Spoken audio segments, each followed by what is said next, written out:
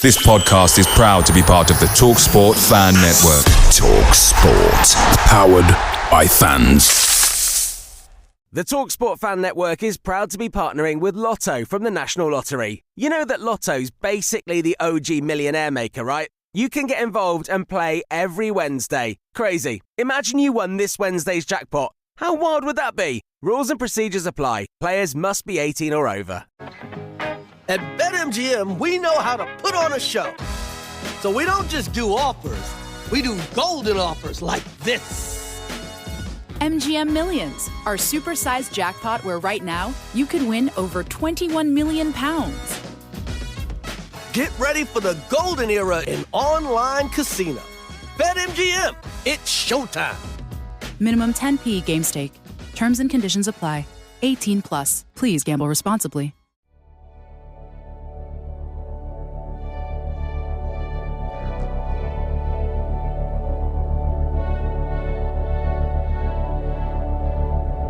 And welcome to this week's Tilton Talk Show with Paul Hipkiss, Craig Courtney, Claire Giblin, Alan Watton and myself, Chris Browne.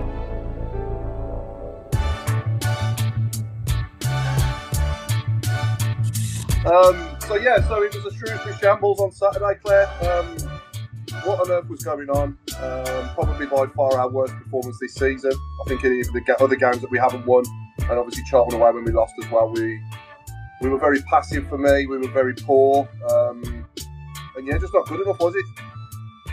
No, I just think it was a bit of a letdown, to be honest. I think we didn't start off on the front foot. I think the weather had a big part to play.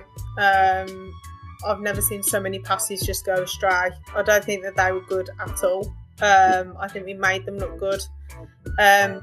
I think we take too many touches on the ball. I think that we lacked up front. We just try and make the perfect goal. We're just trying too hard. And I think we're starting to get into the territory of square pegs in round holes. I think that he's got to start changing it. Fair play to him. He brought Dykes on to kind of change it a little bit. But I just think Dykes isn't really at the moment on form either. I don't see how Jukovic can't get in front of him. And I think if we had Yuki on it for the last 10-15 minutes, get players around him, we probably would have done something. The goal that Iwata scored was fantastic. And it was good to see Jay score the penalty, but there wasn't a lot more. We need to create more. We could tell you how it goes. We either get Billick, who does the ball across to the wing, or we play around in the middle, then we try and go out wide and cross it in. We need to be a little bit more different. Watching Wickham play the other day, they were sensational. 1 touch, 2 touches. And I think we've got a little bit complacent. I think since Billick's come out and said, we should be doing this and we should be doing that. Laird's done the same. With the Laird situation, obviously, he runs up and down and he's been told to play high, so he's leaving a massive gap. It's kind of like the Rooney era, where you've got really high wing backs going up but nothing behind. So I think, okay, everyone's saying Gardner Hickman, that's fine, but will he be told to go high as well? I just think that Williamson needs to play in the middle. You need Alfie. You've got to play Alfie May as number 9 now. For me, he's the best striker we've got at the club. Jay Stansfield came as a winger striker, but it's not working with him up front. He didn't even get a kick in the first 20 minutes. I messaged you guys going, he's not even in the game. And Williamson has to play in behind, because as soon as he gets in that area, we make something. It was just such a shame, because we all went down there, we're full of voice. We had the justice for the 21, everything else. And it just felt like a bit of a letdown, to be honest. And I've calmed down since then. I think when you look back throughout the season so far, a lot of goals that Williamson's been involved in and the ones that he's scored as well, he's always been in the middle, hasn't he? He's always been central. He's been, whether he's been running in on crosses. There's one goal that springs to mind at home when he sort of like volleyed it in the bottom corner. I think that was against Peterborough. There was a lovely ball he pinged over to Stansfield away at Rotherham. the through ball to Alfie May as well at home to, I think that was Wigan. So he's got. Harris doesn't do the same thing. No, to me, Harris is I good. Come on, he changed the game. So when we had Northampton, I thought fair play came on and he had a bit of youth about him. Yeah, I wouldn't start him. I'm sorry, we need to start our best team now, and we miss Wright, and we definitely miss Hansen, and 100% we miss him. But I would contemplate bringing Ben Davies back in for Bielik in the back four. Yeah. I'd definitely put Gardner Hickman at right back, me personally, for Laird. And then I'd think about maybe giving Paik a rest for Leonard tomorrow night. But I think Paik has been outstanding mostly this season. I don't know if it was obviously the international break where it might have been a bit too much from that game on Saturday, coming back from his duties with South Korea, isn't it, he plays for? So, whether that was had an effect. And if it did, then give Leonard a game, you know what I mean? Don't put him straight in and ask him to play the whole game. And for me, Williamson is just, such a good player and such a good creative player, but he's just so ineffective on that right-hand side as he was on Saturday. So hopefully now, surely to God, Chris Davies can see this. And we're struggling to score goals, and we've got the division's top goal scorer and player of the season sat there watching, which is just insane, isn't it, Craig? Yeah, and the thing was, he was so lackadaisy on Saturday that, three mistakes cost us. And then we had 81% possession, I think it was, in the end. But it led to absolutely nothing. And we've all said the possession is great, but actually, if you don't turn it into goals at the end of it, it's not going to win your games. And that's the problem we're seeing at the moment, is great at holding a ball, but actually there's just nothing at all going forwards. I think the key thing on Saturday for me was that we didn't learn by the mistake that was made for the first goal, and then we went and conceded almost in an identical fashion for the second. And the third, well, you've got to question a lot of things, not just the defence, but where was the shouting from the goalkeeper? Where was the commanding of the box for the goals? Because the one was a total cock-up. I'll go for the ball. No, defender's going for the ball. Oh, we'll bounce it off each other and then just pass it in. And it was, I've seen better Sunday League defending, and that is saying something. So, that needs to be sorted. But I think the overall side of things is the, Claire's mentioned it, square pegs, round holes. We need to play players in their natural positions. We need to play them where they are the most at, danger to the opposition. And at the moment, we're not doing that. No. We're actually playing almost a team that is set up based on the opposition rather than where our strengths are. And that, I suppose, is a learning curve that Davis is going through. Again, though, just to come back, fair play to the fans. I thought the minutes of applause, the roses and the sound and the singing for the Justice for the 21 were absolutely unreal. And, thanks also has to go to the Shrewsbury fans who also all joined in. And that is a touching tribute, no matter, where you are or what it's to do with. It helps to highlight exactly what had gone on. And in fact, the whole of the club across the commemorations was brilliant. The players on the centre circle taking that time out on the day that it happened, the names on the boards, Dave Taylor and all of the, and all of the guys doing the walk to and from the stadium, laying the wreath. The whole lot was superb. And thank you to everybody that supported and joined in with all of that. Just going back to the game, the one thing as well, give the strikers the ball, because if you don't give them the ball, they'll never have a go at goal. And at the moment, we're just not feeding them. No. And I know Anderson went off, but he wasn't doing anything at that point. In fact, to be honest, the more I've seen the yellow card back, he was very lucky to stay on the field. His foot was really, really high. And that had been under VAR, I don't think they'd have hesitated. I think that would have ended up as a red. So perhaps there was a little bit of tactician changing, but also if I don't take him off now, he's going to end up being off the field full stop. So, but if we'd have gone a week or even 2 weeks without a game, I'd have been a bit more concerned. But we go into tomorrow night and, we've got to bounce. It's plain and simple. They need to show what they're made of. We need to pick up more than 2 points out of the next 9 like we've done out of the last 9, that's for sure, because that's just not good enough, And since he has made these changes to the team, that he's made in the last few games, the form's just dropped, isn't it? We just fell off the face of the earth, unfortunately. But I don't want to. Players have to be held to account on this as well, though, because at the end of the day, they're obviously doing something on the training field. Sorry, that's making him think they can do this. Yeah, and if they are doing it on a training ground, why can't they turn that into being, into a game? What is the difference?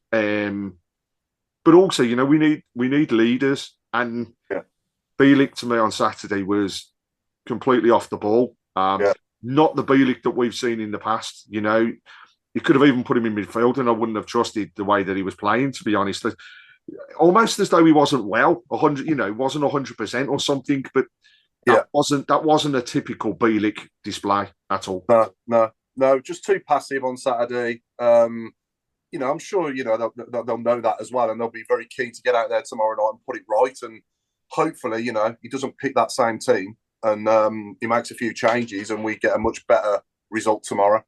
I don't care about the performance, as I've always said on here. I want the results. If it means we give up 30% possession to get, to score 3 goals instead of 2 or whatever, then I'd rather do that, wouldn't you, Alan? Absolutely. I picked up on one thing you were saying while I was trying to get connected, and you said if we had Inga Haaland in our team, he wouldn't score a goal. And I know he gets some stick, Dykes, but he had one cross on Saturday which reached his head, and he had to make a bloody effort to get that. Yeah. And he got the header on target. The rest of the time, he might have been sitting on the bench because the crosses that came in were pathetic. And we've lost our 2 most effective wide people, and we haven't been able to find a replacement. Yokoyama keeps having flashes. He didn't get on until the 3 minutes from the end. It was injury time by the time he got on. But the thing of all the criticism, who caused that defeat? The 2 blokes in the middle of the back. Bielik didn't look fit to me, and Clara, and I haven't seen this happen since the Wigan game, got absolutely roasted by. I mean, their first attack, they scored from, and the second goal came from the bloke bursting away and leaving him for dust. Now, it wasn't a great performance going forward, but we scored 2 goals, right? We should win. 2 goals away from home should be enough for the 3 point. You can't give 3 goals away. And I echo Craig's. I tell you, the last time I saw goals, not like the second and third goals, where the goalkeeper and one was Williamson, but I don't know who else collided with the goalkeeper. The last time I saw a goal scored like that was when I did it, when I was 11. You run in and frighten the keeper, and he drops the ball, and somebody gets in the way, and it drops in front of you. Thank you very much. Talk about schoolboy defending. It was primary school defending. And it was so annoying. You think it's hard enough to get with teams that aren't going to let you have any space. It's hard enough to get. We got 2 goals, which should do it. If we get 2 goals tomorrow and don't win, I shall be very, very disappointed. Now, we haven't got any, what's his name, the right back, Laird, right? He hasn't put a decent cross in since they stopped playing May at centre forward, because I kept going on early season. What's this combination? Laird to May. That you'll be reading that over and over again. But it stopped. It stopped, and it mainly because May isn't there. That's one of the reasons. And we've got nobody on the left. Anderson, he had a good spell, fair play, and deserved his place in the side. He ain't doing it now. He ain't doing it. In my team, I'd have Stansfield left. That's where I'll play him. I thought he did probably. To be fair, when he moved out there on Saturday, I thought he was in the game more. He was doing better. That was when obviously we got the penalty and he sort of cut in and had that low effort with his right foot, didn't he? Which he was on the side by their keeper. But apart from that, really, their keeper could have just they could have just had a lead weight goal, couldn't they, for him? Yeah, you know, so. It was. There comes a point in the game as well that you think we're not going to change. What we actually did in the end was change everything. We had people playing out all over the pitch, playing out of position. That's never going to work. If you take somebody out, you put somebody similar in, or so different that it makes a difference. You know, you don't keep swapping. Oh well, you go there, you go there, you go there. I'll take him off, put him there. And watching it on the I actually watched it in silence, so I didn't pick up on where these people were. I kept seeing Paik on the right wing, and I'm thinking, oh, this is part of the plan. But it wasn't. It was he had to go there to find the ball. There's nobody giving him to midfield, and apart from the goal, Iwata, I don't think he had a kick, did he?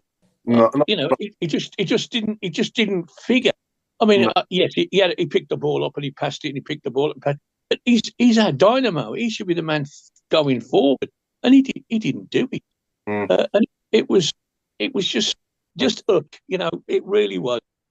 What was it like in the crowd, Claire, during the game? Like, you know, those around you and stuff was, you know, especially when they went 2-0 up and then with 3-1 up as well. You know, at that particular point, what was it like in the away end? I think it was more frustration. Obviously, we still back them. I think it was just frustration. We could see what was going on. Yeah. Like, I think second half, Cochrane had so much of the ball. I mean, he was our best player by far. And the balls he was getting in. But you could just see it and you're like, just get it in or make that half a yard and have a shot. You know, like watching Match of the Day, you watch all these other teams. And I know they're Premier League, but it still works the same way. You get that half a yard and have a go. Yeah. Do you mean like Hutchinson against Man United yesterday? Yeah. He got the ball half a yard. He had a go. He went off someone and he went in. Great goal. Fair play to you. I just think that the amount of money that we've spent, it's a shame how much Jay costs. Because I feel like Davies is under pressure to play him every single game. Yeah. But I think he's just not a number 9. No. And I've heard people say as well that even when Rooney was in charge, he didn't like playing number 9. I don't think that's his forte. I can't imagine him in the Premier League playing as a number 9. I don't think he's kind of built for it. I think it was crying out for Alfie May earlier. I don't understand how Paik became right back and Iwata became centre back. It felt a bit like Davies was panicking a little bit. Now, just for the record, I think it's absolutely ludicrous that people are asking for Davies to be sacked already. Considering like 3 weeks ago, we were on cloud 9, top by miles. I just think we're having a blip. Always in November, we have a blip. Every November. For the last 4 or 5 years, we've had a blip. But that's at this level, I don't think there's any excuses. You know, we broke the transfer record in this division 3 times. Yeah, and I totally get that. I think Paik's tired. He looked it. I think he needs a bit of a rest. I think Clara, actually, with Davies next to him, looked a little bit more calm. I like the fact that Davies is left-footed as well. I think it brings a bit more balance to the team. So we haven't got many left-footers in the team, only Cochrane. Yeah. With the Laird situation, I know that people are saying he needs to run forwards and backwards, but I mean, he's up and down that line. I'm surprised at 60 minutes they didn't take him off and put Gardner Hickman on, considering Dykes was on. There's just little things lacking. And I just think, you know, Yokoyama came on and he was like really, really trying, and there was a bit of pace and there was a bit of oomph. But I couldn't even say that Shrewsbury really put everyone behind the ball. They were just there. But I'm sure in training, you work with the 10 men behind the ball and how to move it quickly. So I just think it's a bit of a blip. Obviously, we haven't got out of the last 9 points. We've only got 2, which for Blues at this level isn't great or good enough. But I think, though, we are finding out that actually this is a lot harder than we think it's going to be. I think that Exeter tomorrow is going to be a really tough game. I think Stanfield, we've got to see how he reacts to this situation, because obviously his dad's got a lot of affiliation with the club as well. How's he going to be? Is it his first time going back? I don't know. And I just think that we just need to just put the players in the position. Everybody can see it apart from Davis, and that's the frustrating thing. Start the season, you played everybody where they should have been played. And I don't get it. Like, it's screaming out for it, especially Williamson. I felt so sorry for him because every time he was drifting in. And the thing is, if you got him drifting in and then you've got one person out wide, the balance of the whole side doesn't make sense. No. Because you've got two really high. Is that why Laird is playing really high? Because actually Williamson's coming in. At one point, we were doing a Man City where Laird was in centre midfield. And then I was like, oh, Laird's like, we're doing a bit of a Man City here. But then it didn't work because we weren't quick enough moving it. To me, we were very, we'll take 2 or 3 touches. Oh, we'll now pass it. Oh, we'll now take it. Instead of bang, bang, bang, it was, oh, there you go. Oh, there you go. Oh, we've lost it. Yeah, it just wasn't good enough. We played on Saturday into the hands of Ainsworth and his team. Yeah. Because they set their stall out from the very first kick of the ball because they played an extremely high press. And I always, you know, did you think they were going to last? No. Did they last? They got to about 75 minutes and became Lego, you know. Arguably, for the last 15 minutes of the game, it was all Birmingham. However, to go back on Claire's point, you know, to have centre midfielder playing at centre half, and, you know, it was more screaming to me, they're not going to come forwards. They're not interested in attacking. At the moment, they're sitting back. They're defending what they've got. So why did we not swap it up? Stick extra players into the midfield or even up front and just go, do you know what? If we lose 4-1, I don't care. We're trying. But we got to 3-2 and we didn't do anything. After that penalty, I expected them to go hell for leather for an equaliser. We didn't. The foot went off the pedal instead of onto it. And that did come down to me about the formation. You know, I don't quite understand why he didn't go attacking. I'd rather have gone and lost by 2 goals, giving it a go, than to me, like we did, which was sit back and lose it on a whimper. And that's how it felt at the end of it. I think that's probably where everybody's frustrations lay, was we've seen it in other games where we've tried to give it a go. This time we just didn't seem to. There's no plan B, Craig. No plan B, yes.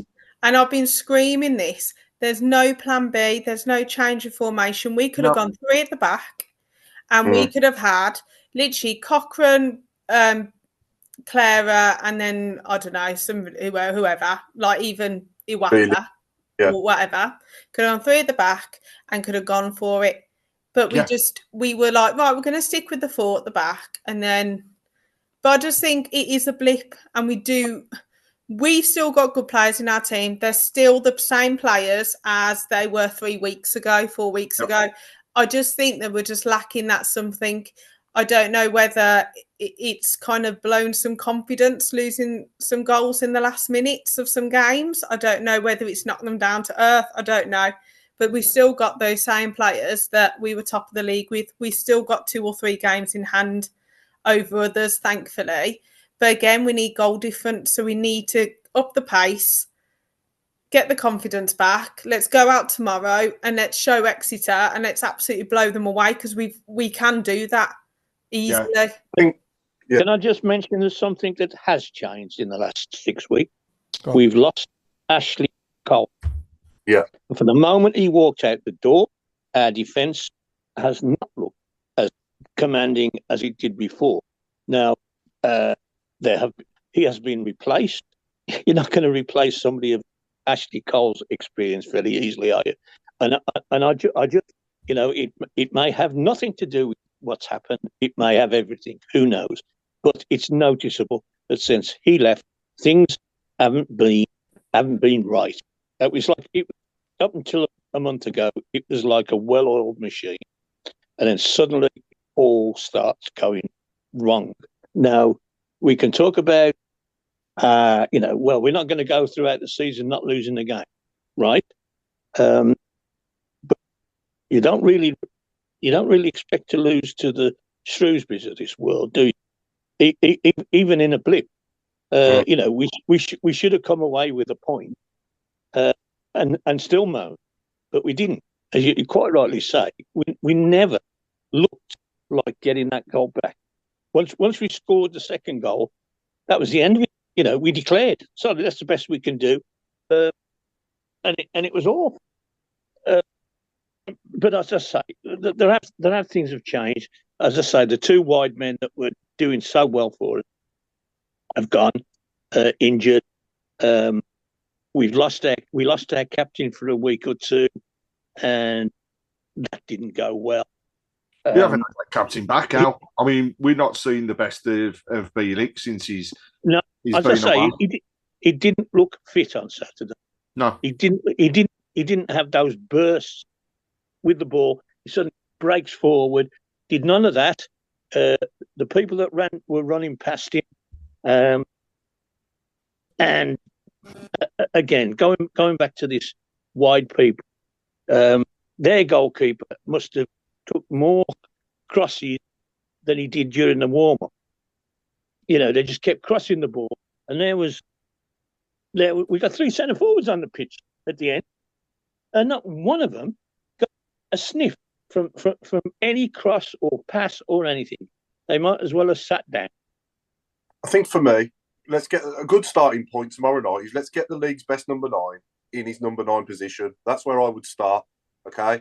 And let's get Williamson behind him, and then Stansfield to the left or right, and I'd give Yokoyama a run tomorrow night as well. You know, because start of the season, I honestly think, and it's fantastic to see us signing Jay Stansfield for the money that we have, but I just think that it has hindered Alfie May, hasn't it? Let's be honest. You know, it has affected Alfie May and his game, and even when he's played, he's been playing deeper. You know, he's been playing in the 10. He's not been playing as the 9. And I just think that if you just put him up there and said to him, I want you to be the main man to score the goals along with Jay and Williamson, you know, and Yokoyama, whoever's around you, you know, if we had that 4 up front, I honestly think that we'd score goals for fun. I really believe that. And if you had Gardner Hickman back in the team with his delivery from the right, because it's nearly as good as Cochrane's from the left, then it really would make a big difference to us, in my opinion. Do you know what? We need somebody, though. If you're going to have somebody whipping in balls, we also need somebody that's going to put them away. Yeah. To go back on, you know, a point that Claire made very early on. Djukovic on that pitch on Saturday would have made a raft of difference. Yeah. Right. Tomorrow night, it's an opportunity to put him in the. To me, he's going to play on Saturday. Right. The FA Cup game, he's going to play. But he should be there tomorrow. Even if he's sitting on the bench, bring him on for 20 minutes towards the end. If you've got players running an Exeter defence, tiring them out, and then in the last 20 minutes, you stick on somebody that's going to win a ball in the air, and we just do continue to run. That's the thing. When you look at our players, they can continue. It's almost like the engine doesn't stop. So on that basis, you start having somebody who's going to flick on a ball, and Alfie May is going to thrive on that. So is Stansfield. Right? Yeah. We could see goals tomorrow. We could see lots of goals. But I know we'll come on to predictions later, but we're in for a tough game. Oh, yeah. Both teams lost the weekend. They lost by 3 goals against a Wrexham side. When you watch it, they lost really from set pieces, something their manager will not take, you know, at all. So from that point of view, we're going to see a really tough side tomorrow night in Exeter.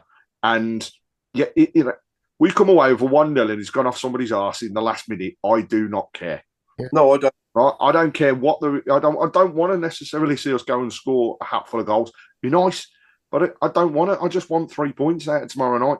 It's simple. I don't care how it comes. I want 3 points. I think let's go on. Go on, Claire. Their manager.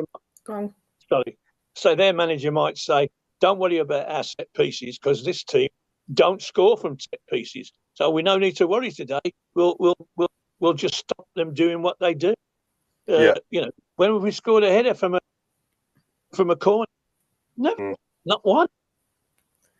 I think the thing is, what worries me is I will support anybody in a blue shirt, even Oliver Burke. However, up until there's a point where you go, come on. And I think Dykes has got to start showing why we paid the money for him. If he's supposed to be the person taking Dukey's role, he's got to start winning balls in the air. He's got to start being a bit fitter, a bit more aggressive, a bit stronger, having that that oomph about him. I find when he comes on, he's very like, yeah, you know, win that ball in the air. That one header he had was brilliant. He was running away from the goal and he managed to head it back. It was a decent opportunity. He needs to do more because there's lots of people who have stood by me going, what does he bring that Jukovic doesn't? Because, for example, I know it's only against Sutton United, but he made a massive difference with 10 minutes to go. If you put Jukovic on 10, 15 minutes to go, and I do get why he doesn't start Yokoyama, because actually I would put him on 20 minutes to go after you've had all the Blues running at you. If he comes on with 20 minutes to go, he's going to fly past them. He's like, he's like a rocket, isn't he? And if you're the right back or left back and you see him come on, you're going to be like, nah, I'm not up for this. And then you've just got to get then the balls into the box. But the thing is, there's no point in getting balls into the box up high when you get Alfie May up there and Jay Stansfield. Then you're trying to lift it high for Dykes, and he's not even winning it in the air. So it's kind of a catch-22.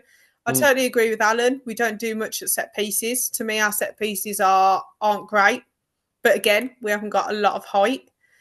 I think we do need to work on set pieces. That's a massive thing, especially corners.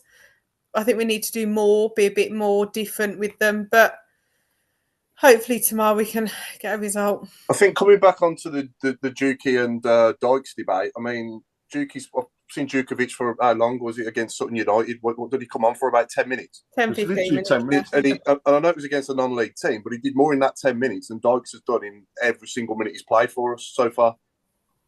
The one thing I'd say about Dykes the weekend was, yes, he wasn't winning the ball, but he's off the ball movement, dragged people away. And that is something he is good at. You know, I don't think he's ever going to be this massive goal scorer. And I don't think he should ever be sold as a striker for me. You know, he is. He's a poacher, isn't he? You know, that's what Dykes is. Now, the thing with him is, if he's pulling somebody off, then that's where your Yokoyamas, when they're coming on and then running with that last 20 minutes, will play into the space, which will play into the hands of people like, again, we'll come back to Jukovic, right? You put a ball on his head, he's going to put it away. And in this league, he will do it. I almost see that Yokoyama to me is very, very similar in terms of the way that he plays and the way that I would like to see him play, as we did with Jose Dominguez when he was at the club. You brought him on after you tired out a team and you went, go and run at them because you're going to beat them. You know? But what he's got to do then, which you see from the highlights, really, he didn't do, was he did get past people, but he didn't put a ball in. And then that's that. You know, he's learning. He's still young himself, but that's one thing that I'd love to see more of from this team. We did see it very early doors from Laird, from Hickman when he was on the pitch, and also we were seeing it from Cochrane as well. Was we get forward, we bomb forward, and we whip a ball in. And that was then where you had your Alfie Mays and your Stansfields just getting in at that back post. We now are playing for the perfect goal. You know, we're looking to do this 25, 30 pass, perfect goal. And we don't need that at the moment.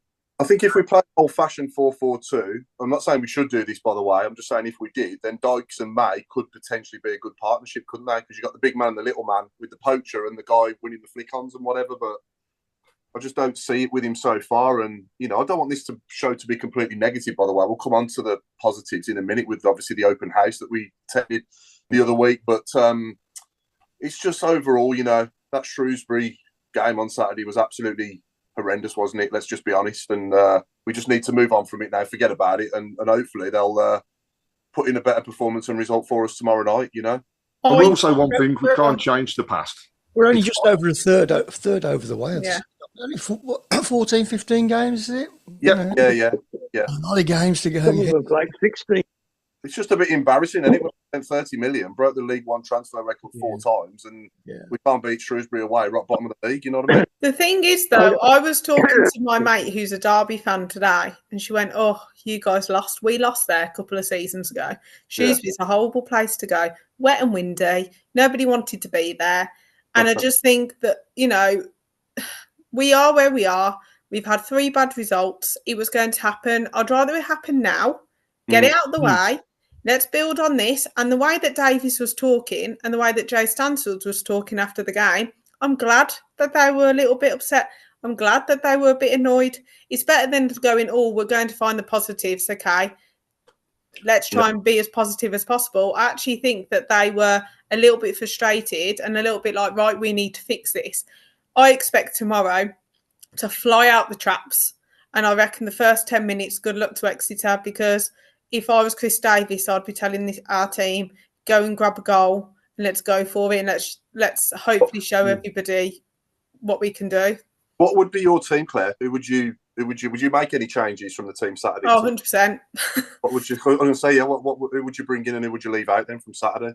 I'd possibly bring Davies in for Bilic. I'd probably agree and take Laird off for Hickman. Wow, I can't believe you just said that. Obviously, I love Laird and I think he's great. That's why I can't believe you just said that. But I do think he needs a rest as well. He's up and down constantly. And do you know what? Even after 60 minutes, bring him on. Because, I mean, if you've got him and Yokoyama running it, you're going to, if Laird's play is fair play. But let's try it. Let's go with what the fans say. This is what Lee Carsley did a few weeks ago with England. He put all the best players on and went, go on then. And actually, he was proved that actually he knew what he was talking about. So let's just see what happens. I'll take Paik off and put Leonard in.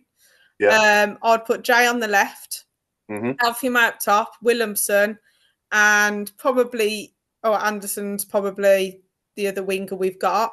Yeah. And I'd bring Yokoyama on at least at 70 minutes. Yeah. And then if we need anything else, bring it on. I would keep the back four, but I would possibly, if Bilic was to come on, I'd bring him on instead of Watton, try him in midfield for a little bit. Yeah. Well, that is some confidence. That is his best position, isn't it? Yeah.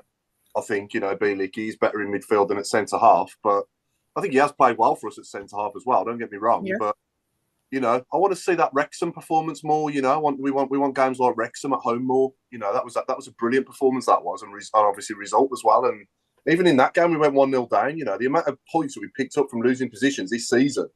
Even throughout the season before, when we were doing well results-wise, we were still conceding goals. I don't think we kept many clean sheets this season, have we?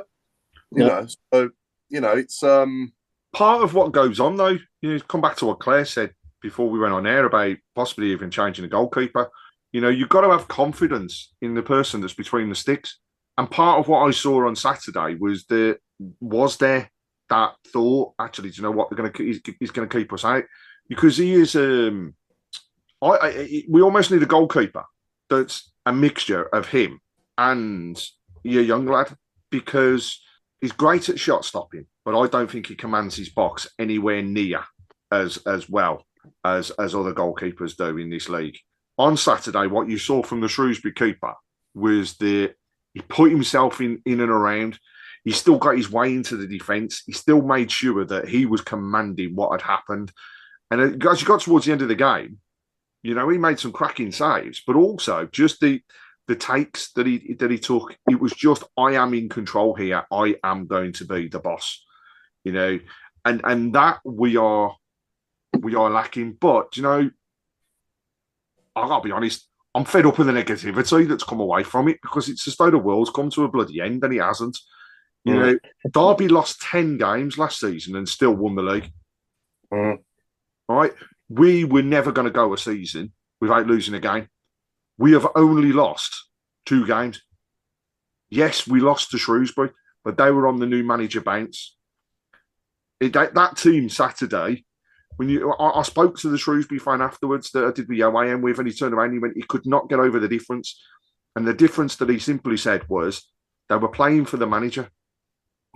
Whereas before they were playing as a bunch of individuals.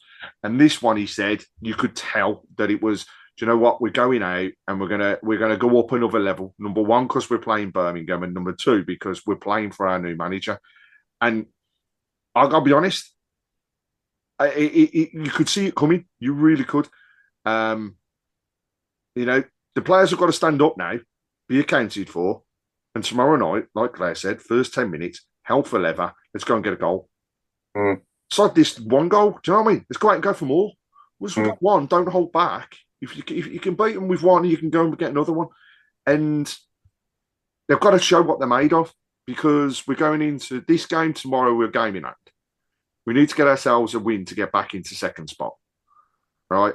Put the pressure and continue the pressure on Wickham, who are flying at this present moment. Stockport doing as well. Yeah, are they all going to, I look at those teams up there, are they all going to continue to do what they're doing? I can't see it personally. We've got a squad that's got depth. You don't really see that with any of those other teams. But we've still got to go and get results. So to me, on to tomorrow night, Saturday, FA Cup. If he's going to swap a few things about, swap it about then. Give the others a go. And actually then turn around and say, do you know what? You want to play? Show me why I should pick you next Wednesday. Sunday, ain't it, Craig? Blackpool. Sunday, Blackpool. Yeah, Sunday, Blackpool. And then Wednesday, Stockport. And for me, those players that turn out on Sunday should be going, I'm going to show you why you should pick me on Wednesday night. You worry me there. I don't want to just play tonight. I want to play on Wednesday as well. And then I want to play on Saturday.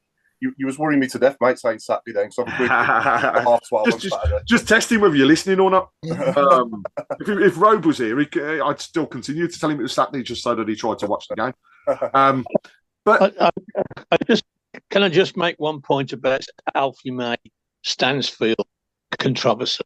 If you can't find a way of fitting both those players into your lineup, then you are playing the wrong way. You must, if you've got the best, which we have, the best goal scorers in this division, one who's done it for 3 years on the trot, and another one who's done it at a higher level. If you can't find a system that takes advantage of their ability, and they have shown on occasions they can work together, then your system is wrong. Yeah, find a system that suits the players, not the other way around. Yeah, absolutely bang on. Al, totally agree with that. But the message board has been saying the similar sorts of things as well. So let's get to some of our live comments. Sorry. It's a big thing. For example, has said Dykes didn't get the service. He made several runs by spinning off, but we were too slow then in finding him with the ball over the top. Can't disagree. I think that's spot on. Pete Taylor said, I've got to watch my mouth because there'll be no pulling people off. So, I do much. So then you've got, neither goalie are good enough at making saves. It's true. We are lacking with a person. And in fact, I guess we just put that out there, actually. If we go into January and we've got some money to spend, what position do we fill? Be interested to know what people think. And then the last one that stood out was Mick Graves, where he said we're actually missing Hansen and Wright. And I think we are, because they did give us plan B. And at the moment, we just don't have that, And there's also nobody fighting for those wing positions. We need them. Those two. Is it fair to say we haven't replaced Miyoshi since we've let him go as well? Because he was pretty good down the right, wasn't he? Yeah, I think we have, though. I think literally we've had 3 games. We've only lost 2 games. Technically 3 all season for the Fulham match. And we're all wondering, who we're going to bring in January. 3 weeks ago, we were like, this is the best squad we've ever had. And this is the problem. It's fickle, football is, because it's whatever the result's been, that's what you go on. And I think that Hansen and Wright, having those 2 players back will be the difference. If we have those players back in the next 2 or 3 weeks, you watch us fly again. Because the fact that Hansen runs at you, and then you then bring Wright on, the fact that Anderson runs at you, then you bring Yokoyama on, massive, absolutely massive difference. And the fact that Hansen runs at you, the only thing that I'm going to say about the wingers is what we lack is that run from in to out or out to in. There's out to in runs. Literally, at the start of the season, I remember Hansen was doing it 5 or 6 times against Leyton Orient. And that's what we lack. We just lack the ball in behind. Very rare, apart in the last month, that we have actually had a goal where we've been through on goal. Yeah. For the start of the season, we were having Alfie May was making those runs. Even Jay was making the runs through. And it was like the one-on-ones. But we've just got to be a bit... Obviously, we're not trying to be negative. We are being positive. Of course, we still want to play Chris Davis ball because it's good football. I don't want to go back to hoofing it every week. But I think we need to go back to one and two touch. Let's stop hogging the ball. Let's do 1 or 2 touch. Let's make the space. Yeah. We just got to be balanced properly. He's got to put players in their right positions, and that'll make a big difference as well. But I agree with that, Claire. Once Hansen's back, then make a massive difference, and Scott Wright as well down the right hand side as well. So that's blimey, 50 minutes talking about one game.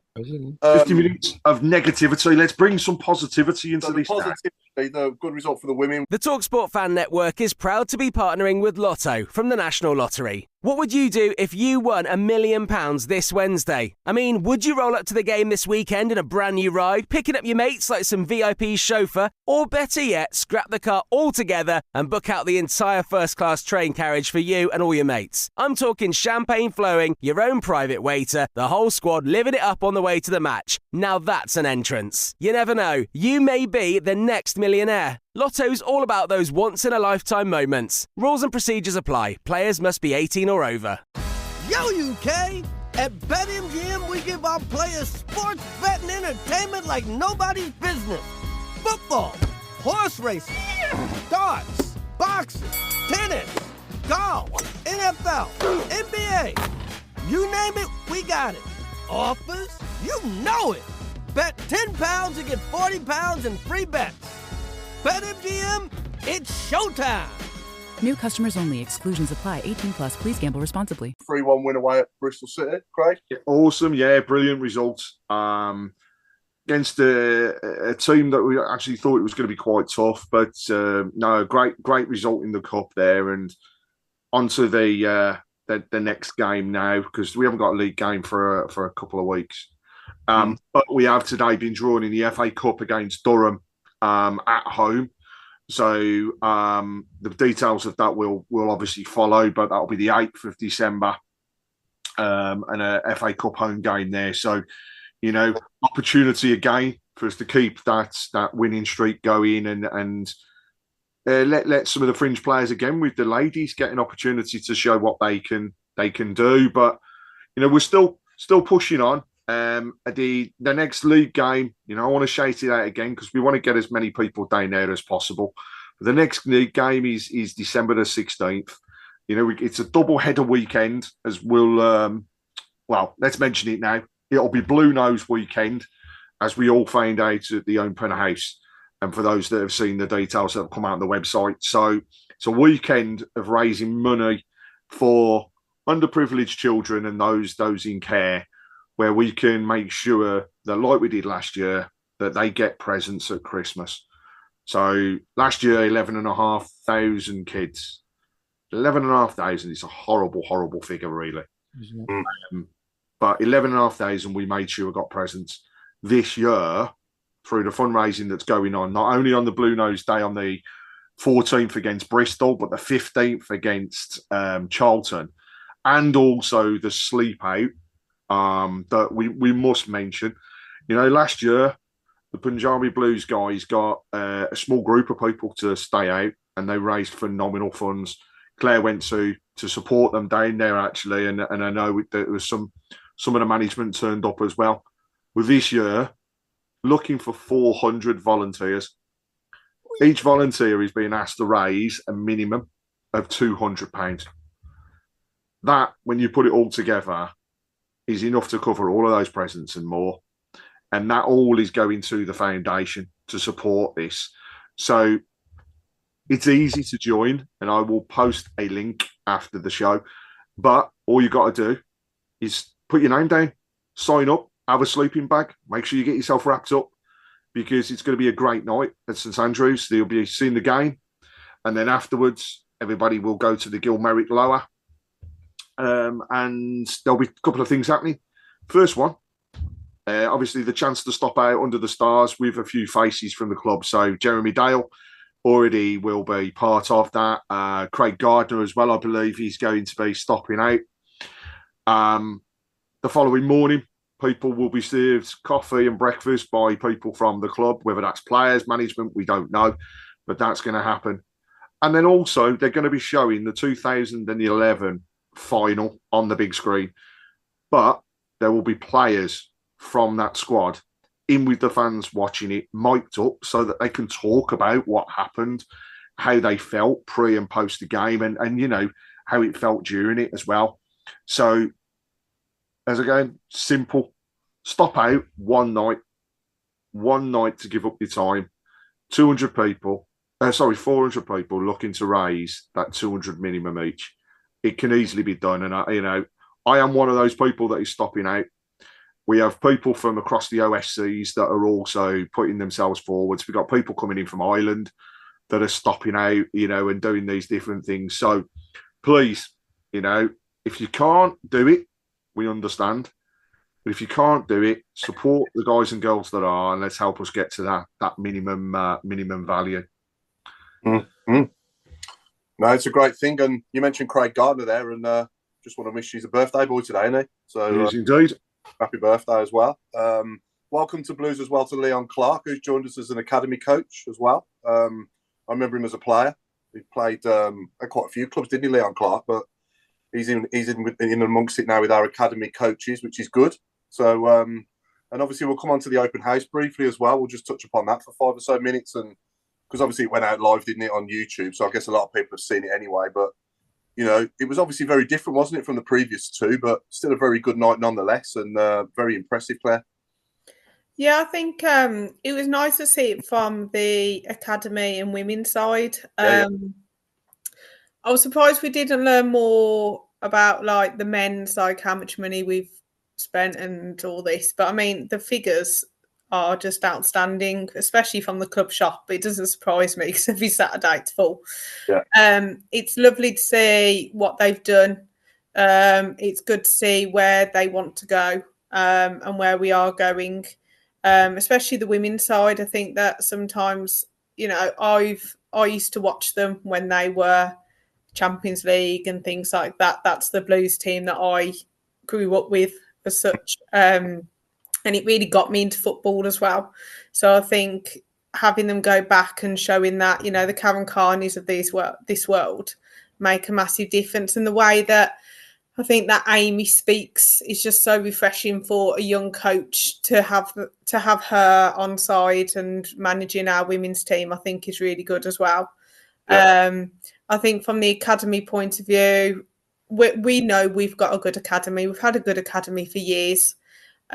We just need to keep producing these players that are going to hopefully get the club money or play well for us. I think it's a lot more difficult in League One to play academy players. I think if we hopefully go back to the Championship, then we've got more on the bench that you can give that opportunity to.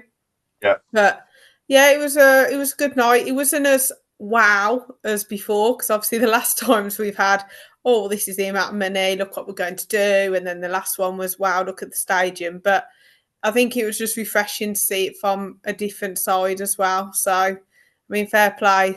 They love us, don't they? The Nighthead Group and Tom Wagner. So keep it coming, please. Yeah, and obviously Tom himself dialing in from a plane as well when he was on his way somewhere, which was pretty impressive. You'd just love to know where he was at that particular point in time. I'm at 37,000 feet over the Atlantic, but I'm still speaking to you now. And that, though, just sums up what they were like on the night. I mean, Chris, you were there as well, and I know you came to the first one, but haven't seen the others. So, how much of a difference between the first open house to this one do you get from what we saw? Difference, I think the enthusiasm was a lot more in the first one. As Claire said, I think what she's trying to say is it went on a bit. I think 3 hours we were there going, come on. Yeah. No, I mean, they do love us, don't they? They do love us. And Paul, you got the first question of the night as well. I did, yeah. And it was good to hear, wasn't it? The answer to my question is obviously anyone that hasn't heard it. I asked them when are Nighthead likely to take 100% full ownership of the club, and they said it was Mark Smith who answered me, wasn't it? And he said that it will be at some point in 2025. So that's good to hear, isn't it? Because then we can completely wipe our hands of the previous owners, then, can't we? And move on altogether. I've got to say, the professionalism of each speaker was absolutely spot on, wasn't it?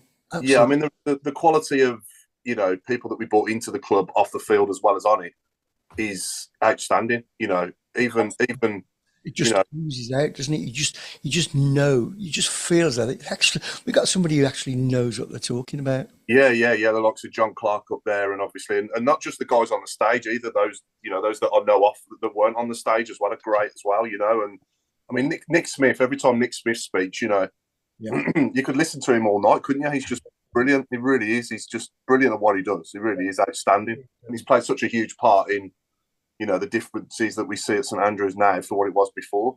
Yeah. The other thing that came across was for me, it's one that I've witnessed firsthand anyhow, but it's the communication between the club and the fans, and how the open house is just one single opportunity to shout out a few things, whereas it was made abundantly clear and shown in numerous slides, and also the presentation by Gary at the beginning around the impact that the official supporters clubs are beginning to have on everything. So from the feedback going direct in after games, that being listened to and changes being made, to the supporters groups being involved in various projects and different things that happen for the club, but also it shows that we are expanding worldwide. Because how many people would have thought we'd have a Kenyan official supporters club? How many people would think that we have clubs across America now, in New York, that makes the press? Jesus, we never hear of things happening like this with Birmingham. And I know it's the local press, but it's still there. So that also has helped, I think. And again, they shouted out the importance of fans being together, travelling together, drinking together, singing together. And that's what makes it this overall whole family. And, there's no better time to shout about what we're like as fans and how these groups are forming and expanding. And it is expanding. Northfield and Longbridge, as an example, 7 weeks ago didn't exist as a supporters group, and now have over 300 members. I think just coming back onto what Gary Cook was saying as well about the Trevor Francis statue will be unveiled for the start of next season, which is obviously going to be wonderful to see as well. Obviously very emotional as well, won't it, for a lot of people as well, and obviously Jasper getting up as well and talking about the tribute concert as well that'll be going on next year, which I've luckily managed to get tickets for. Me and my dad are going to that, so that'll be good. Who do we think will be? Obviously, he didn't reveal who it would be, did he? So who do we think? ELO. Well, he's ELO are going to be there at now. Come on. He's a massive friend of Jeff Lynn's, isn't he? So yeah, he'll do his best. Yeah. Anyone else? Anyone else we think will be there? It'll be a mixture of everything when you think about Jasper Carrott and his links. Yeah. I will say on that front, that was one downside of everything that happened. On the night, it was made massive, and I think it's an absolute brilliant thing. But the ticket allocation wasn't handled very well at all. I know people that are non-season ticket holders that managed to get tickets on the day that they were allocated to season tickets. I know people that tried on the internet, kept getting decline messages, and others were absolutely fine. I know people that rang up the ticket office, managed to get tickets, and then other people rang and it's like, no, you can't buy them through us. You've got to do it online. So there is a learn from all of that, which no doubt the club will take away. But hopefully as well, they now listen to the other feedback that was given on the night when it was announced, which was, if you sell this out, will you also do a link? Will you also show it in other places? Because I, for one, I was unlucky. I didn't get a ticket. But would I watch it if there was a link sent out and I'd got to pay £10 for it or whatever it may be? Then yeah, because it's all going to the same charity. So, perhaps that will come from the club, because I think you could probably have sold that out 3, 4, 5 times. Well, here's an idea, Craig. Why don't we charge fans to go in or whatever for tickets at St Andrews and beam it back on the big screens? You make a fortune. They could, and or just an internet link that people can access, because everybody can do it. Yeah, we've seen it for other things. So every penny counts when it comes to the charity, and this will all go towards that football academy in Trevor's name. So let's see what the club can do to see if it can be expanded. Yeah, Alan, did you see the open house, mate? I did, yeah. I don't want to boil oil on troubled water. Just an ironical thing. I enjoyed the presentation by the lady, brilliant, and I also enjoyed the presentation and the explanation of where the academy is going, brilliant.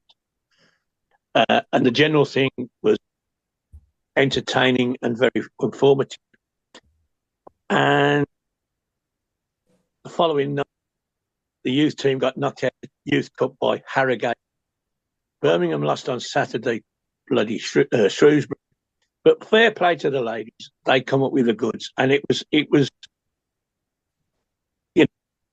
that came across with what's her name, the coach, Amy Merricks.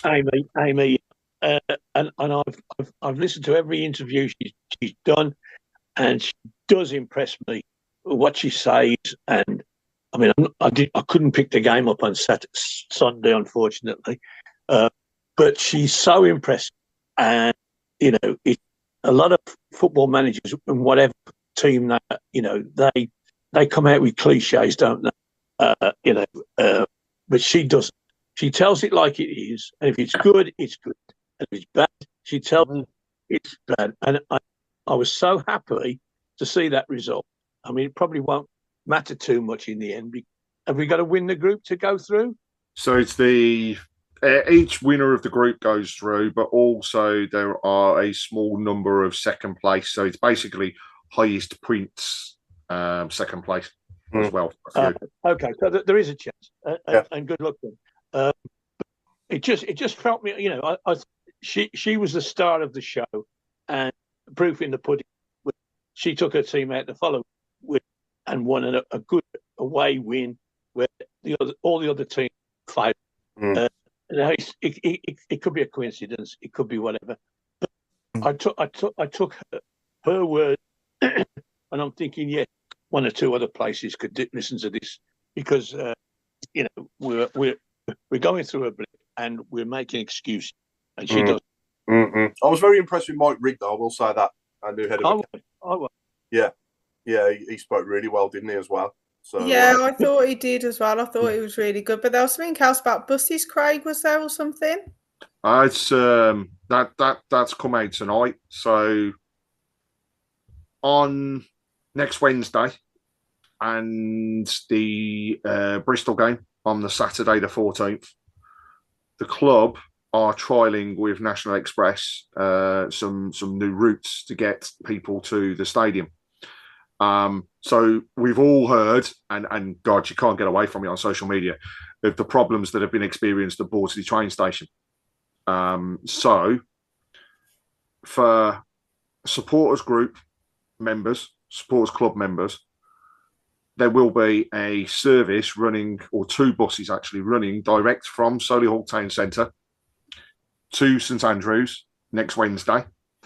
That will leave at 6:15 prompt and then drop off on the corner of Cattell Road, picking up afterwards and going straight back into the centre of Solihull.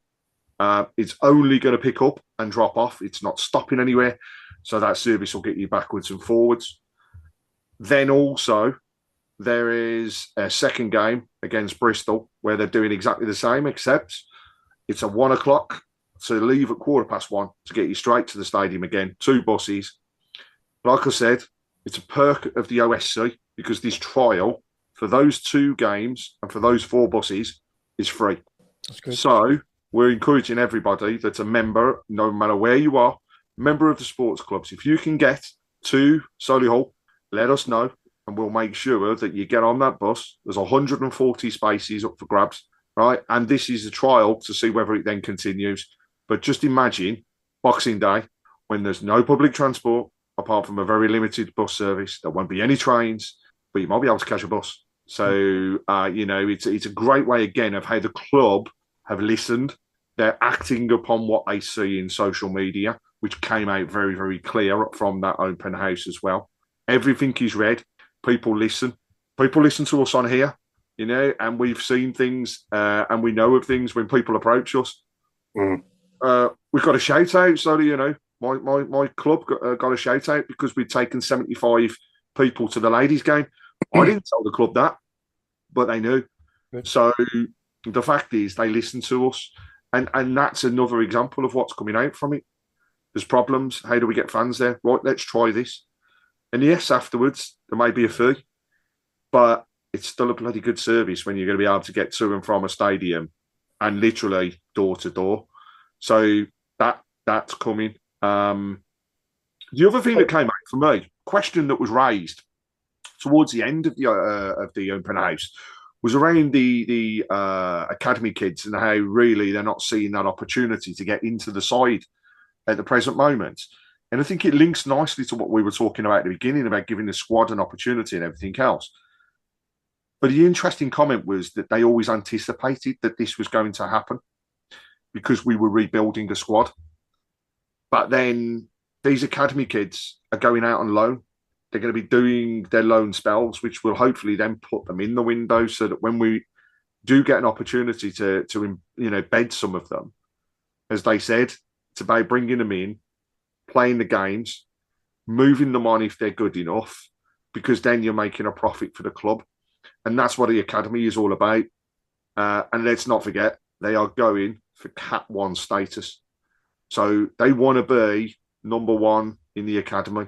They want to be showing the academy as being the types that can bring through the players like you've seen at Man City, Liverpool, Man United. Those youngsters that have bedded themselves in and worked their way through. They want our club to do the same. And that Category 1 status is I would say, wheels are well and truly in motion to get that back. And they've had to work so hard to get it back. I mean, Paul, we saw the pictures, didn't we, of Wast Hills? Yeah, amazing. What a difference. Yeah. A couple of things on that, Craig, if I may. I think it's going to be a damn sight harder now for any academy player to get in the first 11, which can only be a good thing because it tells you that we've improved. And also, those that are good enough to get in the 11, I'd like to think, they won't move on and they will stay with us and be part of this journey, because you look at Jordan James as an example, you'd look at that and think, well, maybe I should stay, maybe I shouldn't move on, you know what I mean? Because let's be honest, it hasn't worked out for him, has it? So, hopefully he can kick on and get his career back on track. There's no doubt he'll be coming back to England, I would imagine, at some point. But yeah, I think, those that do get in the team that are good enough, and unless obviously you get a 1 in a million like a Jude Bellingham, obviously, that just would be too good to play for us in any league, then I'd like to think that we can keep hold of our best players. I mean, going back with, if we'd have had these owners when we had the likes of Nathan Redmond and Damari Gray and people like that, we'd have stood more chance of keeping them, wouldn't we? Yeah. So you'd like to think the same in the future as well. If we do get the next, Nathan Redmond, Damari Gray, Jack Butland, people like that were we were disappointed, weren't we, when they went? Because, you'd like to think that, well, it wasn't long before they played for us that the club were in a place where we were good enough to keep them. But unfortunately, it's not to be known as a selling club, isn't it? Yeah, exactly, Chris. Yeah. So we always have. Good evening to everyone on YouTube as well watching. Any comments on YouTube, Chris? Yeah. Just before I go to YouTube, after 1 hour, someone's just said, "Where's Robe?" We've sacked him. Next. As King said, it's a learning curve for Davis. We will need to learn together. We need to back him all the way. And despite all the negativity tonight, we're still way better off than we were 2 years ago. Oh, certainly. Absolutely, yeah. I don't want to come across as too negative. It was just that one particular game that, has pushed a few of us over the edge, hasn't it, really? Let's do a show of hands and message on the board as well. Who thinks we'll still win the league? Oh, yeah, I do. Yeah, we'll get it back. Yeah, definitely. Yeah. I think it's just a bit frustrating because you'd like to have thought before Shrewsbury, Davies would have, saw the problems and made the changes to the problems that we've had, but he just stuck with the same players in the, obviously Williamson, Wright, and Stansfield up front, and Alfie May on the bench. Stuff like that is, we all know it, don't we? I think we'd be better off if these players were playing in their best positions and in the team. I'm not laughing at your comment, by the way, Paul. No. I've just read the comment on the shout box, which is, I'll let you guess who this is, but the words are, missing the show to be deloused was a lousy idea, Courtney. It's the last time that I listened to you. We can also confirm that Mark Andrew Adams is not going into I'm a Celebrity, Get Me Out of Here. The only thing we would put him in for is to eat all of the various different things that others don't want to. But apart from that, he is no celebrity. I don't think his ankle tag will allow him to go that far anyway. Yeah, he wouldn't be able to board the plane, would he? Mind you, he's in Coventry anyway, isn't he? So yeah, that's true. They'll probably eat bugs there, don't they? Actually? Yeah, I reckon they do. Yeah. we got a lot to fit in now, Chris, in 17 minutes. Yeah, we'll see what we can get. I've got a who coming up if you want to. Here you go, far away. Here we go. Got stuffing's like 6th or 7th down the list. It's like, can he handle the ball with his feet? I heard Paul Hipkiss. That was me laughing. But who were you interviewing? Can you repeat it again, Chris? God. Okay. Here we go. Stuffing's like 6th or 7th down the list. It's like, can he handle the ball with his feet? Is number one, which is. And there it is, that's as good as it gets on this stage. Nissan Townstar EV strikes again. It's an unstoppable van, unstoppable. Look, just fantastic. You can actually see the Pro Pilot technology in action. Effortless parallel parking. It moves with all the confidence that comes with a 5-year warranty. And with a bench full of all-star van experts, there's real strength in depth here. That's all-star quality. Search Nissan Townstar EV and visit your local all-star van centre to see for yourself. Terms and conditions apply. 5 years or 100,000 miles, whichever comes first. ProPilot is an advanced driver assist technology. Driver's responsibility to stay alert, drive safely, and control vehicle at all times. Oh, I think I know that. Come on, Paul. I'm very, very disappointed if you don't get it. If I'm right, and I'm going to put it on our board at the moment, just to see whether I'm right. But if I am, Paul, yeah, I'm amazed you haven't got it. I can't think. Whoa, God, I'm going to give you 5 minutes, Paul. Can I have it once more? Okay. I'm going to miss that first bit. Hang on.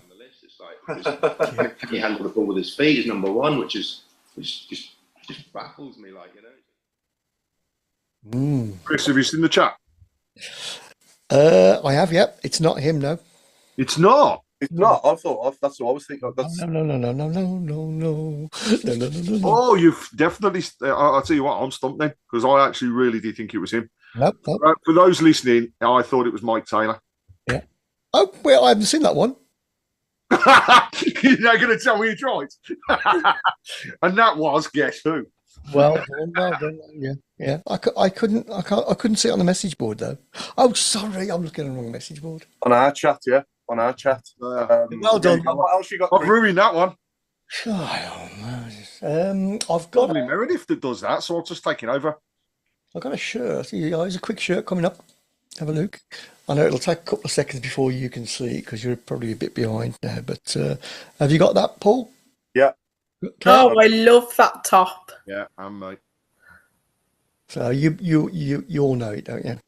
Yeah, I know the sponsor and manufacturer. Yeah. Okay, let's see if anybody on the There's a slight giveaway on the manufacturer, Chris. Just thought I'd let you know that you've blurred the emblem, but you didn't blur the main bits on the shirt. 3 lines. What about the 3 lines on the top? People aren't that clever. one job. Well done to BCFC Ireland. He's got 8. They've gone for 888, and that is correct. That's 888 Sport, isn't it? The sponsor. Yeah. I've got another one. The manufacturer is Adidas, as you just said, Craig. I understand why people went for F&C though, but there was one, but it had more blue, didn't it? Yeah. Like on the collar here. I've got another one as well. and it kind of like adds on to shirts. But it's the 25th today, isn't it? Yeah. And we can do this every week if you like it. But with it being number 25 today, I want to know who we think is the best player ever to wear that number for us. Didn't Upson wear 25? He did. And that was my idea, because I don't think anyone's going to be better than him. Did McSheffrey wear 25? McSheffrey didn't, no. No. I don't think so, no. No, he was 16, wasn't he? In the Championship, and then he had 11 in the Prem. Who are we talking about? Number 25, Al. I've just said... I know that, but somebody said... You said he was the best player. Upson, Matthew Upson. Oh, right. Yeah, absolutely. Cole Jenkins had it for a bit as well. I don't think he's going to win it. People are saying F&C. It's not F&C. Not F&C, no. It's 888 Sport. Yeah. Well, I was going to let that run a bit, but there you go. Thanks for spending. If anyone's got anyone that they think is better to wear 25 than Matthew Upson, please shout. But I can't think of any other players that wore 25, never mind. Anyone better than Matthew Upson at the moment? I'm struggling. I'm going to do this one really quick. I think it's quite easy, this one. Who are these two players? Yeah, I know. Anybody else know? I didn't hear that. Nothing. Can't see it. Don't show me the pictures. You don't give me the sound. Let's go. I'm getting worried. Oh. Ah. Yeah, I know. Yeah. Ian Clayton's got it. Well done. Yeah. It was an easy one to lure you in. And then another suggestion I had was Player of the Decade. And every week we can mention the decade. And I want to know people's votes for the best player from that decade. What, in position, you mean? I'll give you another number 25. Go on, Claire. Joe Hart.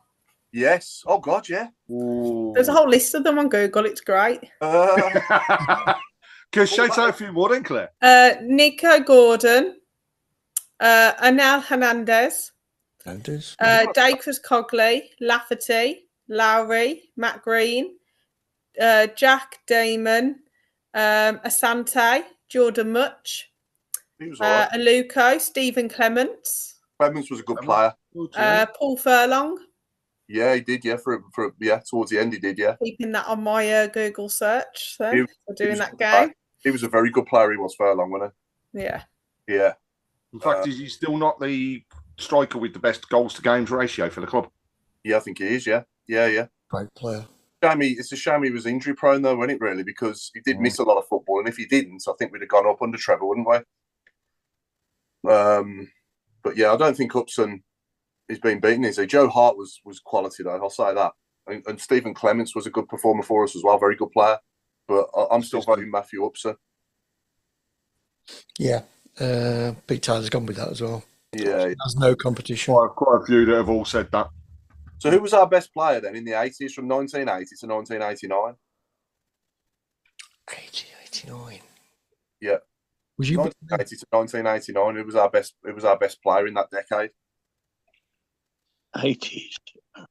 89. 80. Well, we finished up in the third division, so it should be a very short list that we were choosing from.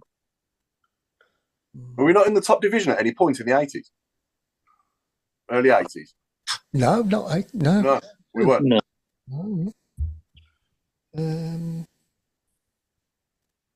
Obviously, I was only a baby. Oh, well, hang on. Claire was just a dream. Claire was a dream. I was young as well. In 1980-81, I'm sure we had Gemmell and Worthington and Colin Todd and Noel Blake. Noel Blake. Yeah. Mick Harford. What about Mick Harford? Mick Harford, yes. Yeah. Mark Geddes, Kevin Broaden. Go put him in the equation as well. Yeah. Oh, crikey. Dave Langham. What a player. Yeah. Wayne Clark. Yeah, Wayne Clark. He was playing when I was going, yeah. Yeah, Curbs as well. Mm. Ian Anderson. And Hoppy. Hoppy was good, wasn't he? Yeah. Yeah. What a blues. What a blues fan. Oh, I'll tell you what then.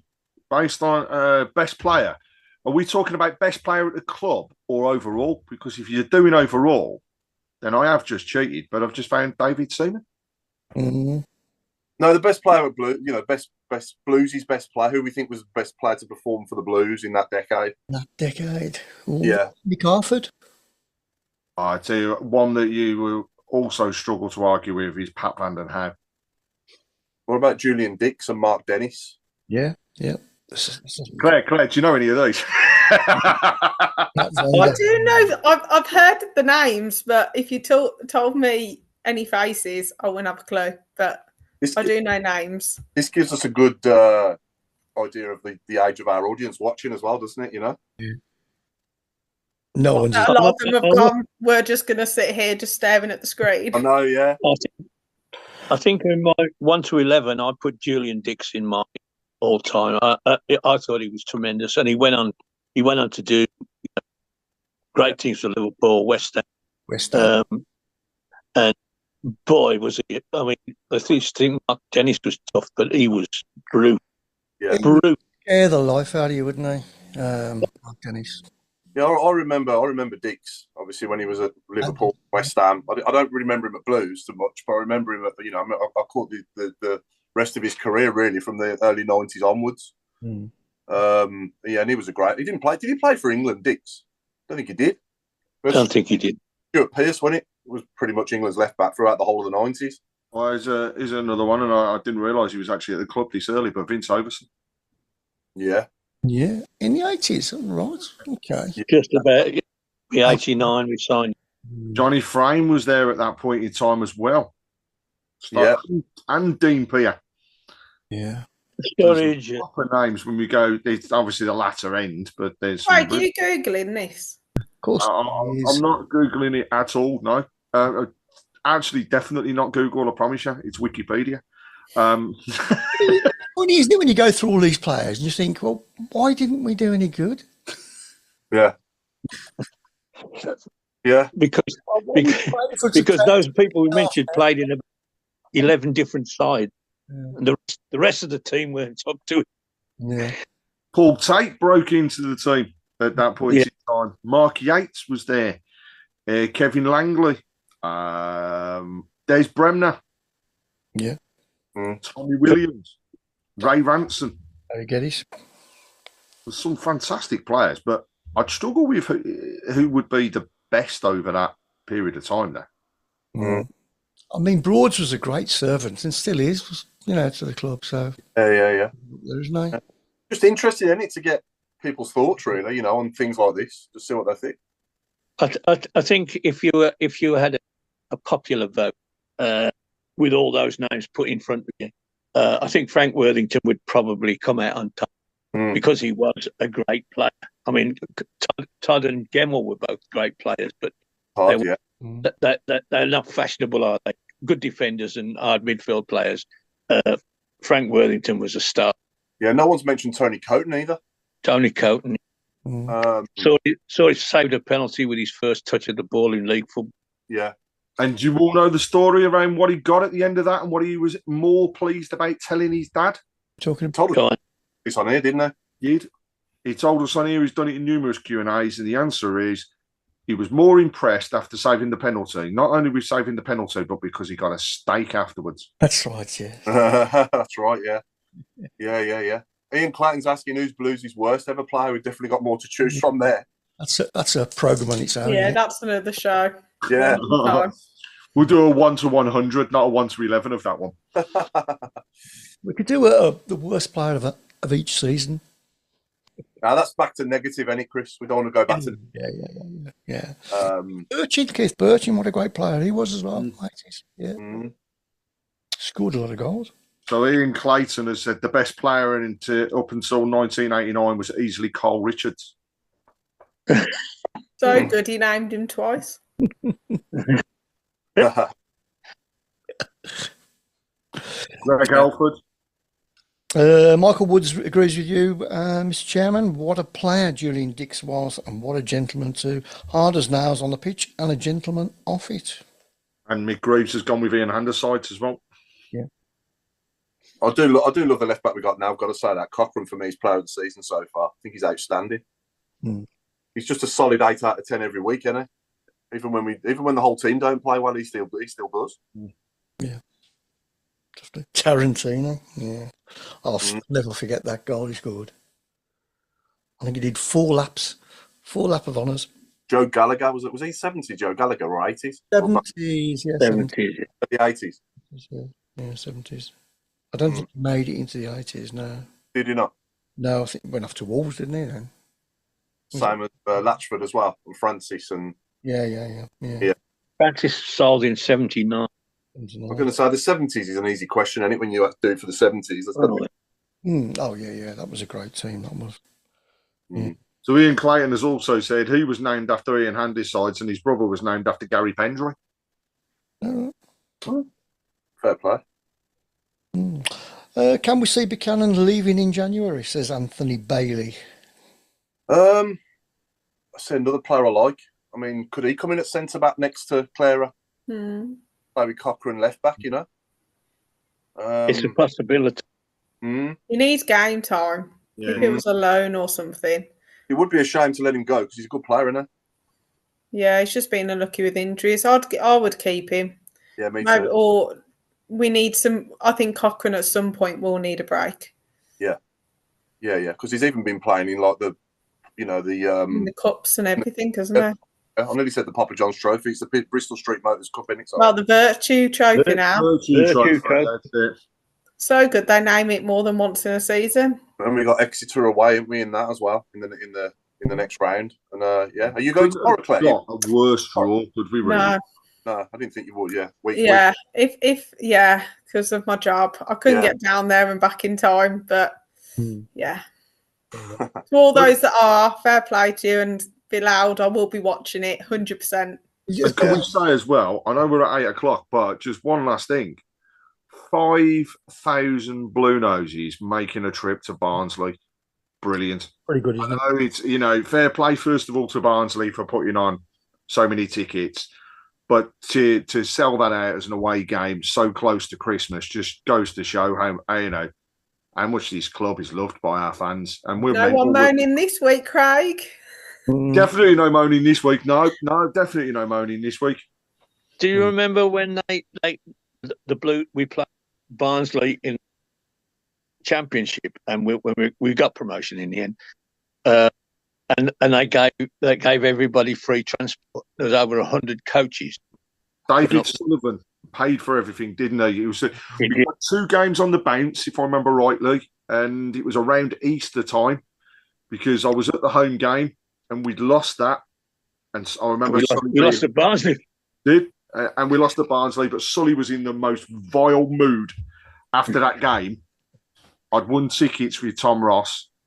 It was hospitality for the day, and he wouldn't have a photograph until people went, "Come on, you're the owner, you've got to have a photograph." So he had a photograph with me by the side of his car. And then I was like, "Don't worry, we'll be okay come Monday." And then, we went and lost to Barnsley. But, it's phenomenal following again, that is, this time around. What did you take that with? What did you take that photo with, Craig? One of them Polaroid things? Do you know, I got to be a very early mobile phone. It had to be an early mobile phone because I just remember being outside next to his roller and he stood there and he was proper short ass, but he was just like that. And he was just like, okay, I've got so, memories. Okay, so we reached full time. Ladies and gentlemen, boys and girls, it's good night from me. I've been Paul Hipkiss and a very mixed show tonight, wasn't it? But we got it off our chest. And we move on to tomorrow night. And come on, you Blue Boys, go and beat Exeter tomorrow for us, please. So it's good night from me. Good night from Claire Giblin. Good night from me. 2-1 win tomorrow. Come on, Blues. And be loud and proud tomorrow, away fans. Predictions, Claire? Predictions? I did just said 2-1. I'm going to say it as I say goodbye. Oh, sorry. I'll say goodbye again, and I will say 1-0 Blues tomorrow. 2-1 Blues. Let's do this tomorrow. We'll beat them tomorrow. Good night from Craig Courtney. I'm going to go for a hard-fought 1-0 tomorrow. Come on, Blues. Show us really what you can do. You've got the fans. Now show us the performance on the field. Over to the chairman of the board, Mr. Watton. Right, well, it's goodbye from me, and my prediction is 2-2. I don't care what we must get 2, and then we'll win. Anyway, and it's a good night from who's left, Chris? Hey. And if it's not from me, I'm going to go for a resounding 3-1 win. That'll do.